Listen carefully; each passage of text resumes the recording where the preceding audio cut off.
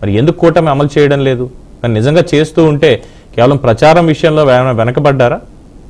ఇవే ఈరోజు డిబేట్లో మనకు అంశాలు. మనతో మాట్లాడడానికి అందుబాటులో ఉన్నారు శ్రీనివాస్ చౌదరి, తెలుగుదేశం పార్టీ అధికార ప్రతినిధి, అలాగే state secretary YSRCP P Nagaraju గారు, అలాగే ప్రముఖ పొలిటికల్ అనలిస్ట్ కృష్ణాంజనేయులు గారు. అందరికీ నమస్కారం అండి. నాగరాజు గారు, ముందుగా మీతోటే స్టార్ట్ చేస్తా.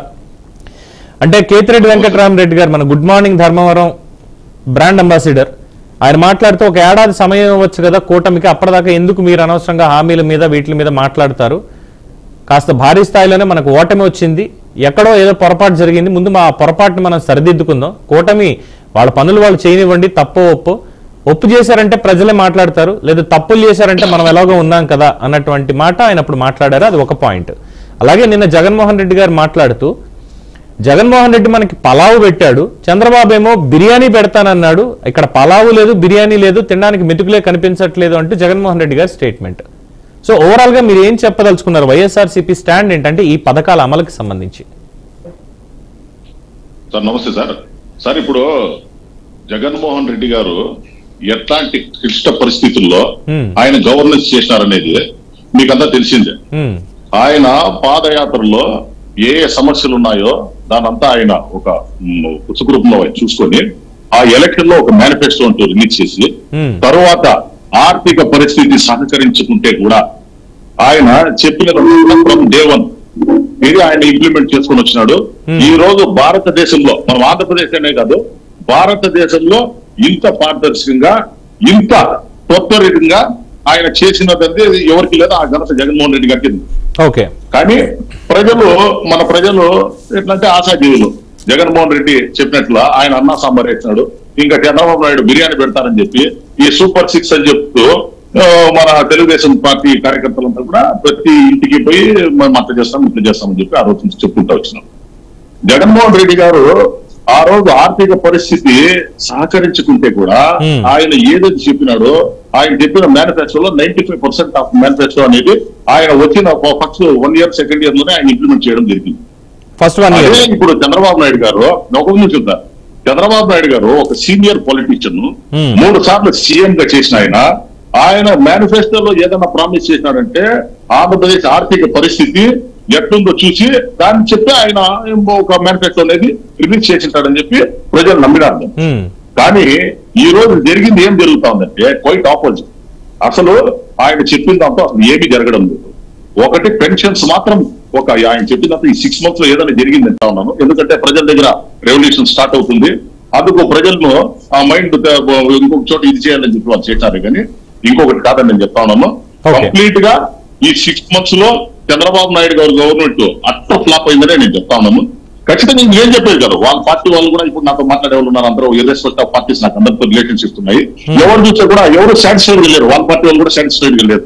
ఈ రోజు జగన్మోహన్ రెడ్డి గారు ఆ రోజు మందు రేట్లు పెంచేసినారు అన్నారు, అదే మందు ఈ రోజు వాళ్ళు సప్లై చేస్తా ఉన్నారు. ఇంకా జగన్మోహన్ రెడ్డి అన్న ఏమో మద్యపాన నిషేధం అని చెప్పి దానికి ఆ దిశగా ఆయన ఏదో రేట్లు పెంచితే ఆయన లాజిక్ లో ఆయన మాట్లాడుకుని ఆయన చేయడం జరిగింది. ఈ రోజు ఏం చేసినారు, ఫ్రీ డోర్ డెలివరీ. ఎక్కడ చూసినా కూడా బెల్ట్ షాపుల్లో మద్యం వచ్చే పరిస్థితి కనబడతా ఉంది.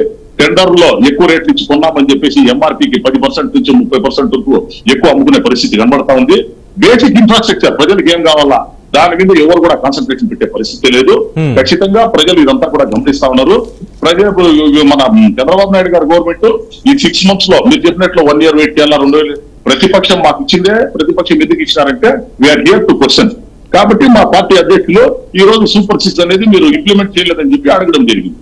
దాన్ని కేతిరెడ్డి గారు ఆయన అభిప్రాయం ఆయన ఉండొచ్చు, నాకు ఒక అభిప్రాయం ఉండొచ్చు, ఇంకొకరికి ఒక అభిప్రాయం ఉండొచ్చు. కానీ పార్టీ అధ్యక్షులుగా ఆయన బాధ్యత ఆయన నిర్వర్తించాలన్నారు కాబట్టి ఖచ్చితంగా ఆయన క్వశ్చన్ చేస్తానే ఉంటాడు. అది 1 రోజు కావచ్చు, 2 నెలలు కావచ్చు, సంవత్సరం కావచ్చు, 2 సంవత్సరాలు కావచ్చు. ఈ గవర్నమెంట్ ఉన్నన్ని రోజులు వైఎస్ఆర్ కాంగ్రెస్ పార్టీ అధ్యక్షులుగా జగన్మోహన్ రెడ్డి గారు ఖచ్చితంగా ఈ సూపర్ 6 ఏదైతే వీళ్ళు చెప్పినారో అవత కూడా ఆ రోజు బాధుడే అని చెప్పుకుంటూ వచ్చినారు. ఆ రోజు ఏం రేట్ ఉందో దానికన్నా ఎక్కువ రేట్లో ఈ రోజు అమ్ముతా ఉన్నారు. ఈ రోజు ఏపీలో వీళ్ళు రిఫార్మ్ తీసుకొచ్చినారు, పోలవరం అన్నారు. ఈ 6 months లో పోలవరం గురించి ఏం చేసినారు?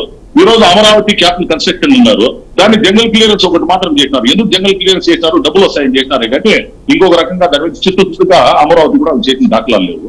ఖచ్చితంగా ఈ గవర్నమెంట్ అట్టర్ గా ఫెయిల్ అయిందని చెప్పి నేను భావిస్తాను. ఖచ్చితంగా ప్రజలంతా ఇది గమనిస్తూ ఉంటారు. ఖచ్చితంగా వాళ్ళు తగిన టైంలో దాన్ని చెప్తాను. రైట్, మీ ఓపెనింగ్ కామెంట్స్ కి మన శ్రీనివాస్ చౌదరి గారు ఏం చెప్తారో ఒకసారి చూద్దాం. శ్రీనివాస్ చౌదరి గారు, సో వారు అన్నటువంటి దాని ప్రకారం, అలాగే జగన్మోహన్ రెడ్డి కోట్ చేసినటువంటి పాయింట్ చూస్తే, జగన్మోహన్ రెడ్డి గారు చక్కగా పలావు పెట్టారు, మీరేమో బిర్యానీ పెడతా అన్నారు, కానీ ఇప్పుడు వాళ్ళకి తినడానికి మెదుగులు కూడా లేవు అన్నది ఆయన ఆరోపణ. అట్ ద సేమ్ టైం ఈ 6 నెలల కాలంలో పెన్షన్లు మీరు బాగానే ఇచ్చారు, సామాజిక పెన్షన్లు బాగానే ఇచ్చారు అనేది చెప్తున్నారు, వాళ్ళు కూడా ఒప్పుకుంటున్నారు అది. అండ్ జీతాలు 1వ తారీఖుకే ఇస్తున్నారు అన్నటువంటిది కూడా చాలా మంది చెప్పడం జరిగింది. తర్వాత ఎక్కడ రావడం లేదు సార్, అది కూడా 5వ తేదీ 6వ తేదీ రావట్లేదంటారా? సరే, అది కూడా అలిగేషన్. ఓకే ఓకే, సార్ మీరు గవర్నమెంట్ ఆఫీసర్స్ ఎవరైనా కూడా మీరు లైన్ లో తీసుకోవచ్చు. నాగరాజు గారు అదే నోట్ చేసుకున్నా. సో జీతాలు కూడా మీరు 1వ తారీఖు ఇవ్వట్లేదండి, అది కూడా ఎలిగేషన్ ఉంది. వీటన్నిటిని అడుగుతుంటే సూపర్ 6 హామీలు ఇచ్చారు, ఎక్కడ పడితే అక్కడ సభలు పెట్టి అక్కడ మాట్లాడుతూ వస్తున్నారు, బట్ సూపర్ 6 అమలు మాత్రం కావడం లేదు. దానికి డైవర్షన్ పాలిటిక్స్ లో భాగంగా గొడవలు అనేవి నడుస్తున్నాయి. వీటి మీద మీరు ఇక్కడ కూడా ఫెయిల్ అయ్యారు. 6 నెలల్లో ఏం చేశారంటే పెట్టుబడుల విషయంలో కాస్తంత పర్వాలేదు అన్న ఒక పాజిటివ్నెస్ తప్ప మిగతా